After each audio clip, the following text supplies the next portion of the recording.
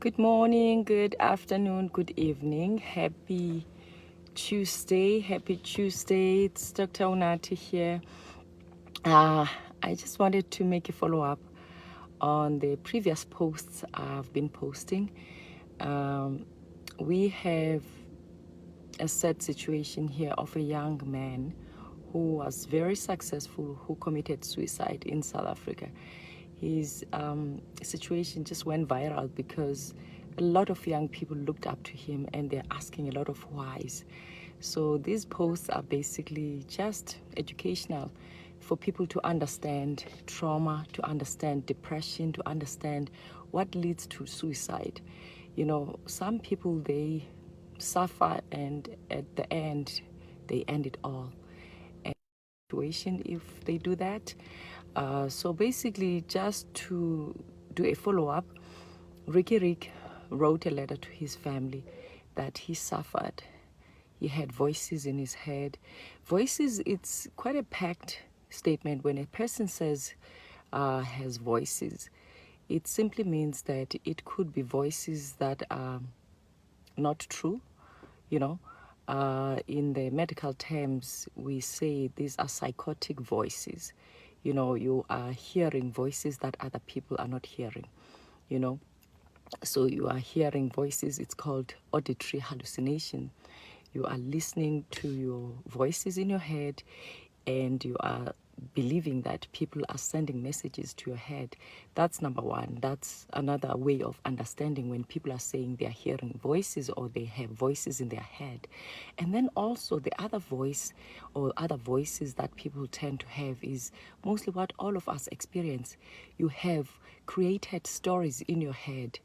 You have created stories because of the experience you had. And most of the times, these experiences are coming from childhood. As early as 2 or 3 years old, we do create stories. Stories like if your parents never raised you, or probably you were raised by your grandparents, or one of your parents was not there, or you experienced a very traumatic experience. Basically, say you had an abusive parent or abusive parents, you had probably an aunt or an uncle, probably you were placed with these people to raise you and they were abusive towards you. Or actually sometimes you experience trauma within the same home where your siblings are growing. You know, each child experiences his or her parents differently. You could raise 3 children and they experience you differently, all right? And hence sometimes we see sibling rivalry. You find that brothers are not speaking to each other, sisters are not speaking to each other because of the trauma that was imposed by the parents. So as parents, we want to be careful how we raise our children. A lot of times there's favoritism in some families where children or the older child notices that, oh, my middle sister or my last born or my youngest sister or my youngest brother is favored in this home and they are experiencing their parents differently and yet they are raised under the same roof. So there's many things that could cause people to have voices that have stayed since they were 2 or they were 3 or they were 5. And you know, at that young age, at that tender young age, our frontal lobe of our brains, which is the one that basically is for judgment, is for decision making, is immature at that age. So we create these stories. After an experience, we create a story and it stays with us. That story we have created because of such an experience. You know, you start telling yourself, and sometimes it could be your parents were young when they had you and they placed you with their own parents so that they can raise you. Grandparents are just amazing people. So in your little 2-year-old or 3-year-old self, you could interpret that as abandonment. You have abandoned me. Why did you leave me with my grandparents? All right. And these things, we don't realize it. And we say, oh, my grandparents raised me well, you know, but some people, that feeling of you abandoned me, you didn't raise me, it could stay forever with them. It's very sad. It could stay forever. And you know what? They grow up wanting to win in life and they win. We clap for them. You know, we admire these people when they have success stories. We want to be like them. We aspire to be like them. But the stories they told themselves when they were 2, when they were 3, were never addressed. We look at them and say, wow, I want to be like Riky. This is a guy who was killing it. This is a guy who was doing extremely well for himself. But he's saying now today to the letter to his wife, don't take any blame. I had stories. I had voices in my head. So I want to encourage each one of us to look at our stories. What did we tell ourselves when we were young kids? What stories did we create in our heads that we believed, and we made decisions in life based on those stories? Right?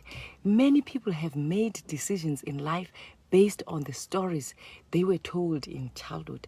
Some of people were molested by their pastors. Some people were molested by their priests. Some people were molested by their siblings, by their cousins, by their neighbors, by an uncle, by a father. And they never shared those stories with anyone. And these stories are haunting them, right? These stories are haunting them. They have never shared with their spouses, with their friends, with anyone. And they keep winning. They keep winning. We admire these people. They win outwardly. We love them. We see them as our role models. And yet inside they are struggling. They are suffering. Right? So as we navigate this story, it actually did strike attention to me that these are the same stories we listen to almost every day in clinical practice, where people would share their stories from their childhood, and they are 60, they are 70, they are 80. You know, yesterday, actually, interestingly, I met one of my wonderful patients. He's 90 years old, beautiful man who has traveled the world, who has lived a beautiful life and is still healthy. And he said his mother passed away. She committed suicide when he was 3. He doesn't have any recall of his mother. And he recalled that my father was horrible towards me. He treated me badly. And I actually created a story in my head that really God doesn't love me if he would allow this. He's 90 years old. He still remembers an 87-year-old history. So these stories or these experiences don't die. These seeds of pain do not die. They live with us until we go back and uproot them and heal from them. So today, this is an invitation to anyone who's watching here, who has a story never shared with anyone. There is hope. There is help. Seek a psychologist that has a background in treatment of trauma. There's many modalities we use today to treat trauma. These roots can be uprooted and could be healed with our willingness when we are able to share them. And I know a lot of times people experience so much trauma because, again, you are reliving the experience. But it is better for you to uproot the seeds and also to heal, because these things affect you in your adulthood, in your decision making, in your parenting, in the relationships. Relationships, they're not only just the romantic relationships, the platonic relationships, the relationships you have with your coworkers, with your sisters, with your friends, just because of your childhood experiences. All right? So as we navigate life, let's look back, let's go inward. Look at our stories. What stories did we tell ourselves? What stories we were told? Some people were traumatized by their teachers. Some people were traumatized by their coaches. And those stories stayed. You know, the body is a medium to store all these stories. It's not only our mind, you know, it's not only our mind. Our bodies store trauma, store stories of trauma. So this is time. This Riky story is very touching because I see a lot of people suffering in relationships, in marriage, in at work, in parenting, because of the stories they themselves they have never healed from. All right? So this is an invitation for all of us to go inward and heal.